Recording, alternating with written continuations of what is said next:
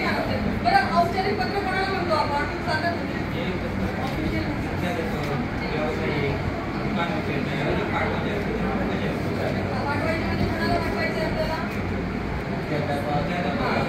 अधिकारी औपचारिक. अनौपचारिक पत्र म्हणजे काय?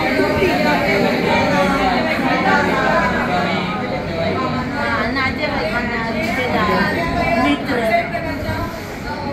कार्यालयाला जे पत्र पाठवायचे असते त्याला आपण काय म्हणतो? औपचारिक. आणि जर आपल्या घरगुती मित्र परिवार यांच्यामध्ये जे पत्र लिहितो आपण त्याला काय म्हणतो? अनौपचारिक. मग आता दोघं पत्र अनौपचारिक पत्रामध्ये फक्त आपल्या स्वतःच्या लिहायची गरज असते का? ते कोणाला द्यायचे आपल्याला अनौपचारिक पत्र? मित्रांना, रिश्तेदार. मित्रांना. मग त्या मित्रांना आपल्याला आपल्या नावाबद्दल सांगायची गरज आहे? नाही. त्यांना आधीच माहिती आहे. गरज नाही. बरोबर. आणि दुसऱ्या पत्रामध्ये आपल्याला पत्र द्यायची गरज आहे का? आहे. कारण मी कोण आहे हे त्यांना माहिती नाही.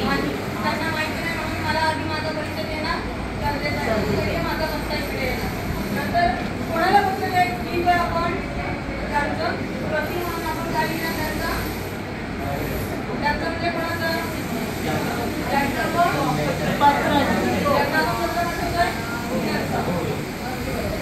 आता विषय